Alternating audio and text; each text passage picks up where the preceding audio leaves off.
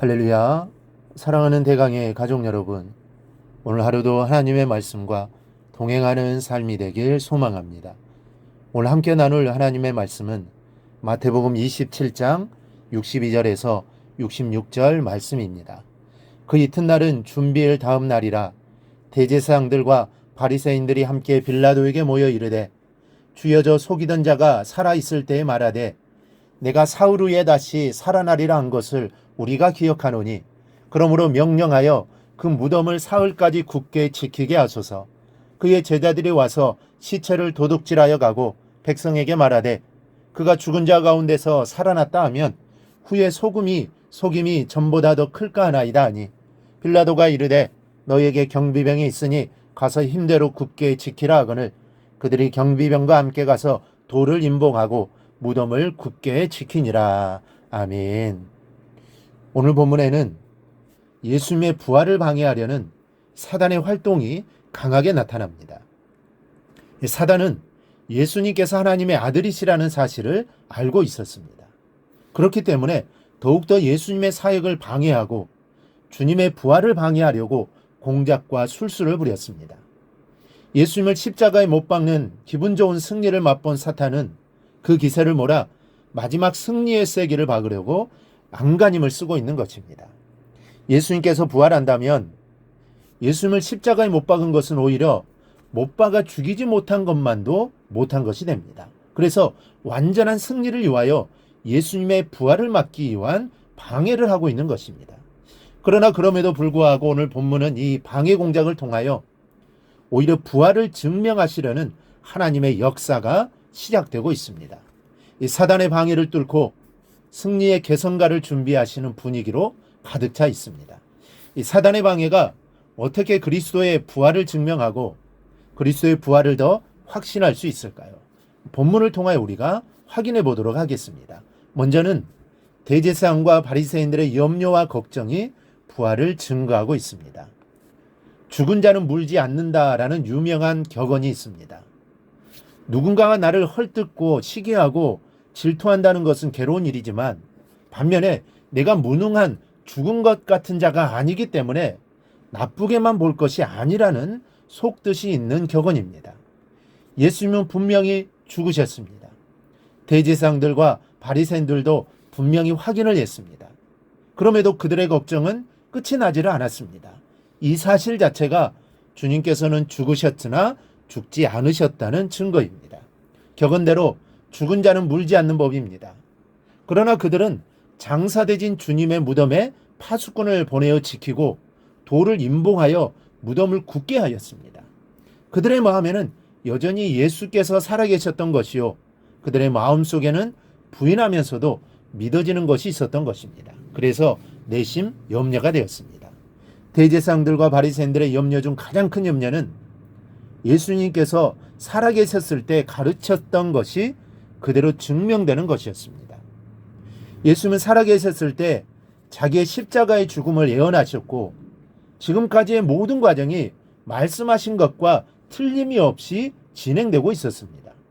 더군다나 예수님은 죽으심만을 예언한 것이 아니라 다시 살아나실 것도 선포했기 때문에 이제 무덤 속에 장사되진 예수님을 생각하며 3일 만에 다시 부활하실 것을 염려한 것입니다. 그래서 이들은 빌라도를 찾아가서 무덤을 지키게 해달라고 했습니다. 그래서 허락을 받습니다. 그리고 무덤 문을 단단히 지키게 됩니다.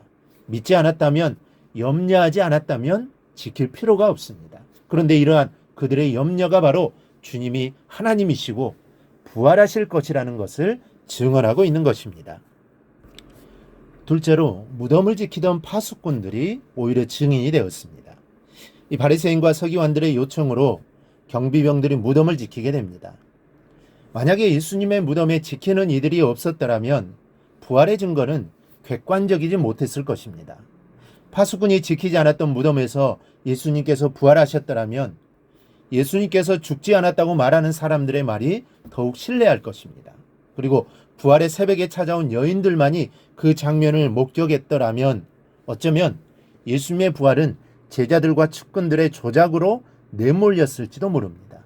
그러나 그곳엔 예수님의 부활을 목격할 상대편의 증인들이 와 있었습니다. 예수께서 부활하신 후 무덤을 지키던 파수꾼들은 돈을 받고 대제사장들의 요구에 따라 예수님의 시체를 제자들이 훔쳐갔다고 거짓말을 퍼뜨렸기는 했지만 그들의 가슴 속엔 이 엄청난 사실이 그대로 살아 간직되었을 것입니다.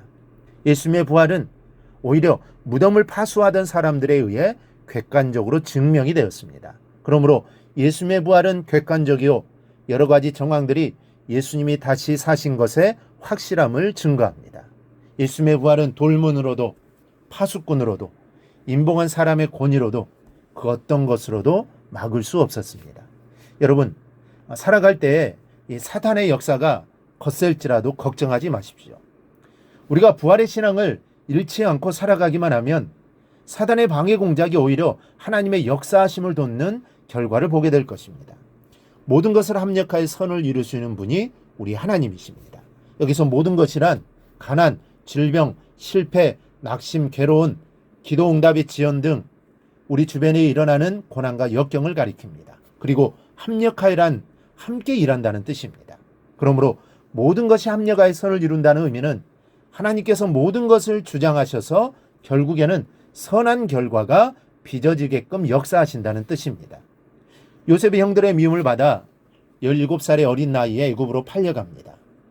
졸지에 종이 되어 보디발의 집에서 종살이를 하다가 억울한 누명을 쓰고 왕의 제수들을 가두는 곳에 갇히게 됩니다. 하지만 그렇게 불행으로 끝이 아닙니다. 요셉의 주위에서 일어나는 일련의 사건들은 합력하여 선을 이루게 하신 하나님의 뜻이기 때문입니다.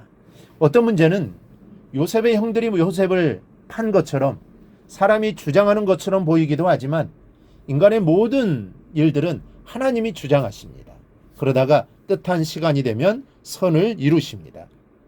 그래서 자신이 원하는 어떤 뜻이 이루어졌다면 그 이전에 하나님의 뜻이 이루어진 것입니다. 그리고 합력하여 선하게 인도하시는 것을 넘어 완전한 승리를 우리에게 주십니다.